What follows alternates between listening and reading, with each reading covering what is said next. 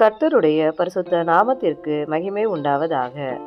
கிறிஸ்துவுக்குள் பிரியமானவர்களே, 1 ராஜாக்கள் அதிகாரம் 5 கேள்விகளும் பதில்களும். தீருவின் ராஜா யார்?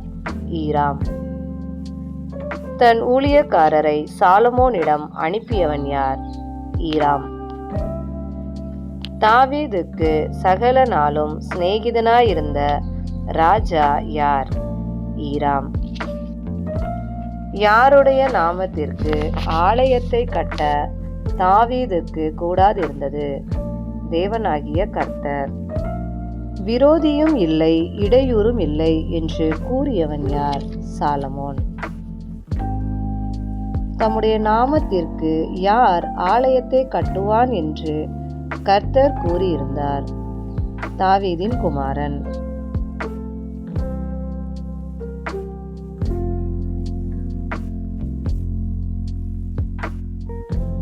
யாருக்கு ஆலயம் கட்ட வேண்டும் என்று சாலமோன் கூறினான்?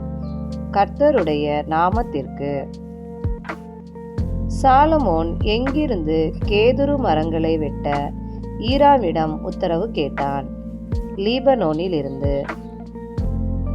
சாலமோனின் வார்த்தைகளை கேட்டு சந்தோஷப்பட்டவன் யார்? ஈராம்.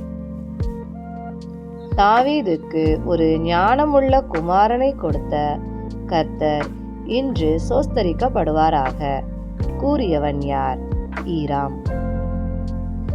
எவைகளுக்காக சாலமோனின் விருப்பத்தை எல்லாம் செய்வேன் என்று ஈராம் கூறினான்? கேதுரு மரங்கள், தேவதாரி விருட்சகங்கள். ஈராம் எவ்வழியாய் மரங்களை தாவீதிடம் அனுப்பினான்? கடல் வழியாய். சாலமோனுக்கு வேண்டிய மட்டும் ஈராம் கொடுத்தது என்ன? கேதுரு மரங்கள், தேவதாரி விருட்சகங்கள். ஈராமின் அரமனை போஜனத்திற்கு சாலமோன் கொடுத்த கோதுமை எவ்வளவு? 20,000 கலம். சாலமோன் ஈராமின் அரமனைக்கு எவ்வளவு இடித்து பிழிந்த ஒலிவ எண்ணெய் கொடுத்து வந்தான்? 20 கலம். சாலமோன் எவ்வளவு நாளைக்கு ஒரு முறை ஈராமுக்கு எண்ணெயும் கோதுமையும் கொடுப்பான்? 1 வருஷம். கர்த்தர் யாருக்கு சொல்லியிருந்தபடி ஞானத்தை தந்தருளினார்?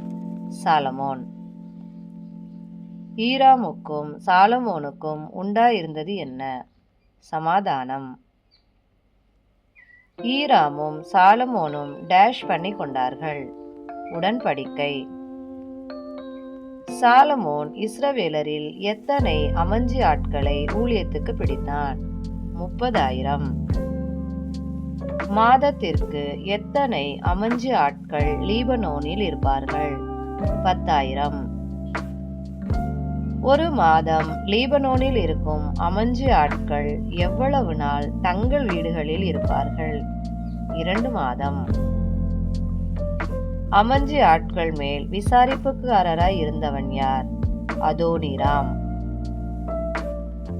சுமை சுமக்கிறவர்கள் எத்தனை பேர் வேலை செய்தார்கள்? 70,000 பேர். காடுகளில் மரம் வெட்டுகிறவர்கள் எத்தனை பேர் வேலை செய்தார்கள்? 80,000. வேலையை விசாரித்து வேலையாட்களை கண்காணிக்கிறவர்கள் யார்? தலைமையான விசாரிப்புக்காரர்கள். தலைமையான விசாரிப்புக்காரர்கள் எத்தனை பேர் இருந்தார்கள்? 3,300. எப்படிப்பட்ட கற்களை கொண்டு வர ராஜா கட்டளையிட்டான்? பெரிதும் விலையேற பெற்றதுமான.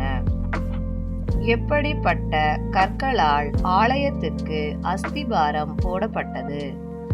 பெரிதும் விலையேற பெற்றதும். மரங்களையும் கற்களையும் வெட்டி ஆயத்தப்படுத்தினவர்கள் யார்? சாலமோன் மற்றும் ஈராவின் சிற்பாசிகளும் கிபலி ஊராரும். சிற்பாசிகளும் கிபலி ஊராரும் எதற்காக மரங்களையும் கற்களையும் வெட்டி ஆயத்தப்படுத்தினார்கள்? ஆலயத்தை கட்ட. தேவனுக்கே மகிமை உண்டாவதாக.